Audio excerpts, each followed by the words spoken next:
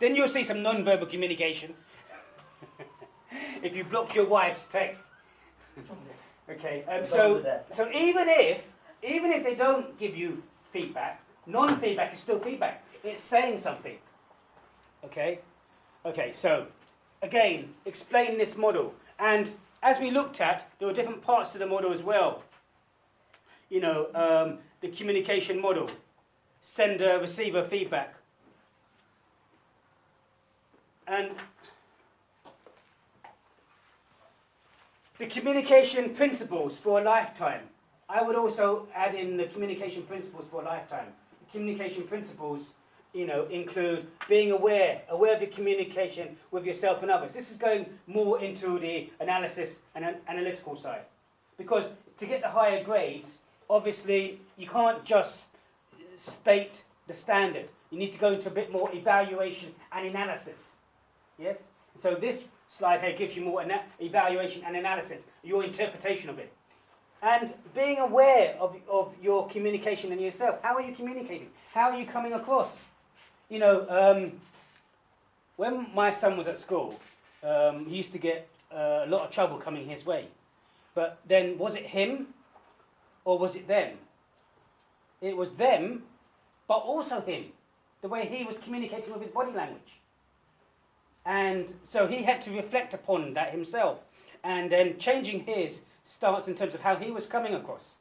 Later on, he learned martial arts. So he does Wing Chun, and he can take care of himself. And after that, became more confident, and his body language changed. So no trouble used to come his way. But sometimes you can communicate trouble yourself by the way you are, if you're looking for trouble, and trouble comes your way. You know, being aware of yourself, how you're coming across. Are you coming across well to people? Do you have people who you have to work with, or people who you're in charge of? How you come across can motivate someone or demotivate someone. How you come across. Sometimes you need to be strong. Sometimes you don't need to be strong. Do you understand? You need to be straight with people and outline the situation. Effectively use and interpret verbal messages. Verbal messages. What is someone saying to you? Even though someone is saying something to you, there's a message behind it. So I had someone say to me that, so I work for another college and I've got staff underneath me. And I said to, he's actually a friend, and I said, well, I need you to cover these units, this unit, this unit. And he goes, I can't cover 3, it's too much. What's he saying to me? He's not going to do it. He's telling me he's not going to do it. And I said, no, I need you to cover these. He goes, no, I can't do it. He's not telling me he can't, he's telling me he's not going to do it. Then what's my course of action? Search for another colleague to come. Yes, I said, look, this is the situation. If you can't do it, I need to get someone who can do it. I'll give you this date, let me know if you can do it or not.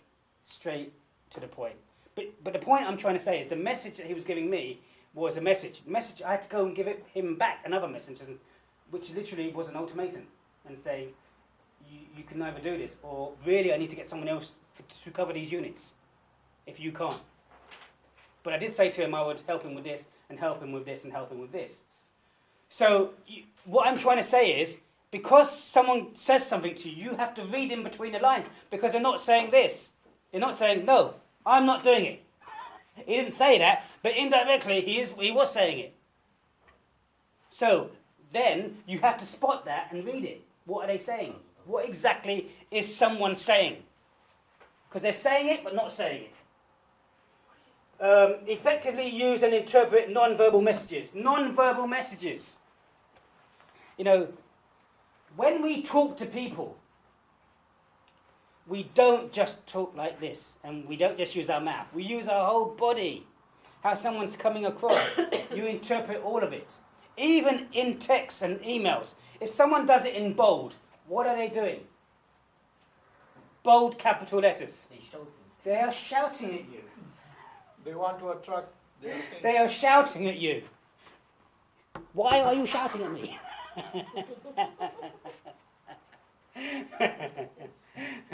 You know, listen and respond. How many people know how to listen? Difficult. difficult, this one. Very difficult. Uh-huh. Mhm. Mhm. Mhm. Mhm. 2 hours later. Mhm. Mhm. I was talking to my wife about an incident that happened at college, and then she interrupted me and was talking about the bin. I said, "That's really rude." And then she got defensive, and then she started having a go at me. So and then she walked off. So I let her down to cool down, and later she apologised. But the point is, you've got to make a point of saying it, because if you don't make a point of saying it in a nice way, then they're going to continue to do it, and they're not getting it. Okay? Is he completely listening? Are you completely listening to me? Really? Yeah, I'm really listening to you. I'm trying to find that one. Oh, I didn't say anything. I just said, are you really listening to me? Adapt messages. Adapt. You've got to reflect and adapt how you come across. You've got to look, you've got to analyse the person. Highly negative view. There is something negative that's going through your mind.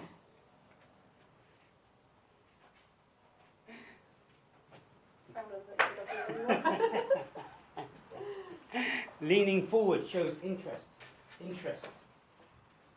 focus, and being productive and listening, doing many different tasks at the same time. Good, because he's taking notes and he's listening.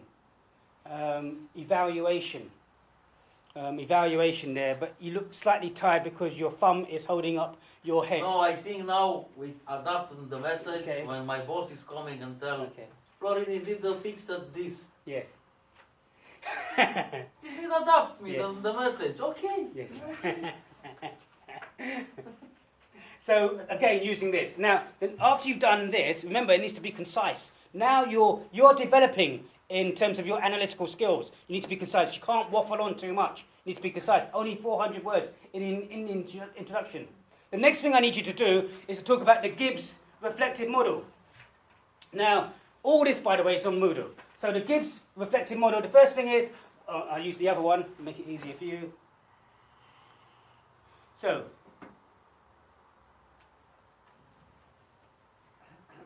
description, what happened? The first thing is, what happened? Describe what happened. And you're going to use this. You're going to use this model. You're going to first explain this model in the introduction. So, and you'll explain each component part. Description, what happened? The next thing, the next point is feelings. How did you feel? How did you feel as regards to what happened in that communication or that instance that you were talking to your mentor or your colleagues or in that reflective period? The next thing is evaluation. Evaluate, keyword. Evaluate in the English dictionary means to weigh up, look for the pros and cons. What were the advantages and disadvantages? Okay. The next thing really is a critical analysis. The next one really is a critical analysis. So you do your evaluation, and then the next point is a critical analysis. What do you think? What do you think about the whole situation? The next stage are conclusions. What were your conclusions about the whole thing? Then, this is where you change your action. Now, the next stage, once you've gone through this stage, is an action plan. What is your action plan? So, what basically we're saying is, if the same situation happens again, this is how I am going to react. And I'm going to react like this. And come in, take a seat. And what we are doing is, in effect, we are pre-programming our minds to react to specific and certain situations. So, this is in the introduction. So, in the introduction, you have what at the top? Your heading, yes? What's the next thing that we talk about? Definition and communication, 1 or 2 definitions. And then your own views on it, briefly. Your own views in 2 or 3 lines. What's the next thing we talk about? Shannon and Ware communication model. And tell me the component parts of the Shannon and Ware communication model, please. Sender. Encoding. Message. Decoding. Feedback. receive, encoding, receiver, And feedback. feedback, and then around the outside you got noise. Exactly. Now, after that, you have to talk about, look this way, after that you must talk about the different methods of communication, because in a learning outcome it also talks about the different methods of communication.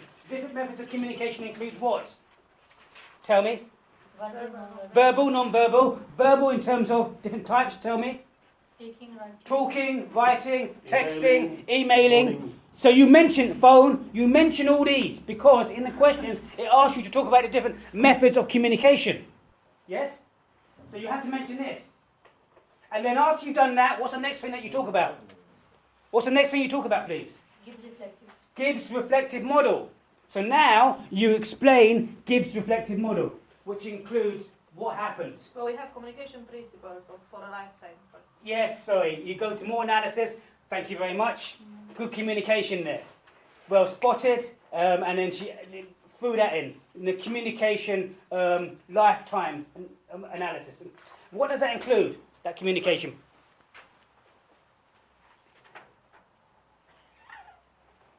It includes Just be aware of yourself. be aware of yourself, Spot the messages. the mess, yeah, Analyze the message. analyze the message,